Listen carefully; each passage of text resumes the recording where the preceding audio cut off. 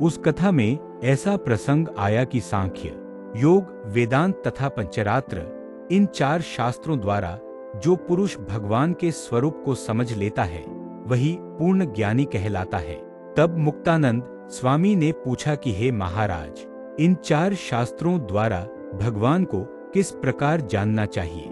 यदि इन 4 शास्त्रों द्वारा भगवान को न जाना जा सके तो उसमें कौन सी न्यूनता रहती है, यह बताइए।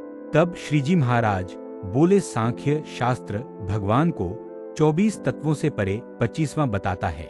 24 तत्व जिस प्रकार भगवान के बिना कुछ भी करने में समर्थ नहीं हो पाते, इसलिए इनकी भी 24 तत्वों के भीतर ही गणना की जाती है तथा जीवीश्वर भी भगवान के बिना कोई भी कार्य करने में समर्थ नहीं हो पाते, इसलिए इनकी भी 24 तत्वों के भीतर ही गणना की जाती है तथा जीवीश्वर भी भगवान के बिना कोई भी कार्य करने में समर्थ नहीं हो पाते, इसलिए इनकी भी 24 तत्वों के भीतर ही गणना की जाती है तथा जीवीश्वर सहित ऐसे जो 24 तत्व हैं उन्हें क्षेत्र कहा जाता है और 25वें जो भगवान हैं उन्हें क्षेत्रज्ञ कहते हैं।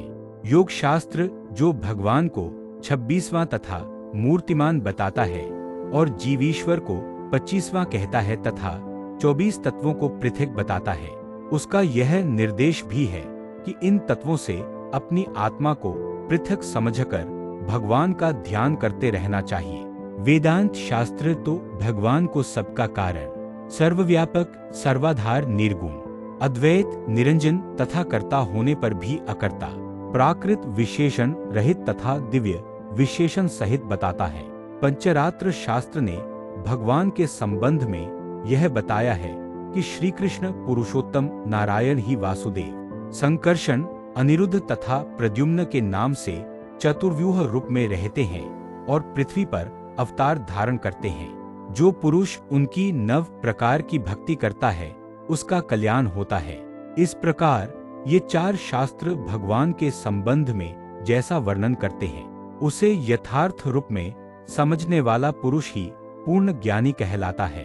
यदि अन्य 3 शास्त्रों को छोड़कर जो पुरुष केवल सांख्य शास्त्र द्वारा ही भगवान के स्वरूप को समझता है तो बाधा उत्पन्न हो जाती है, क्योंकि सांख्य शास्त्र में जीव को ईश्वरी तत्वों से अलग नहीं बताया गया है।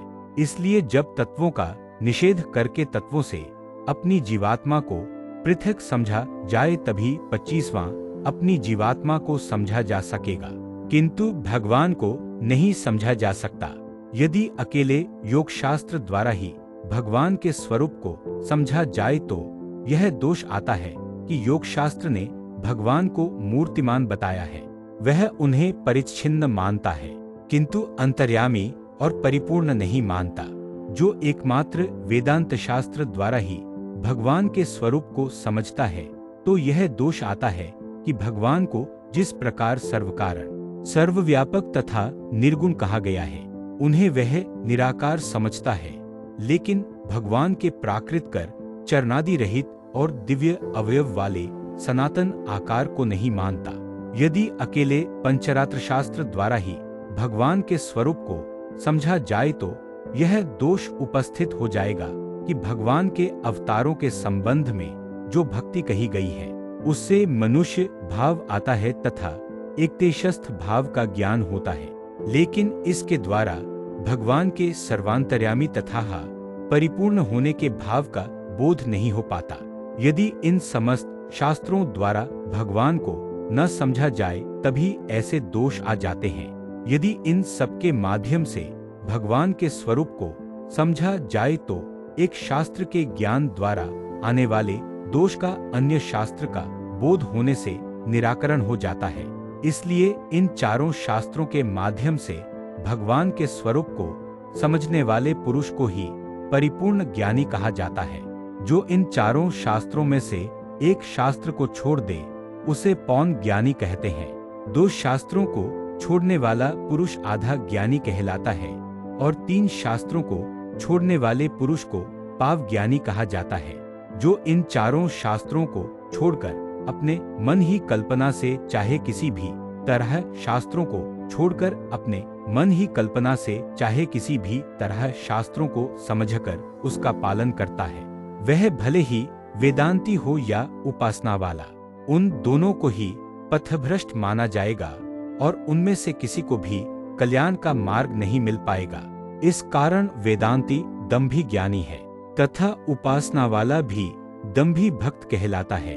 इति वचनामृतम 52।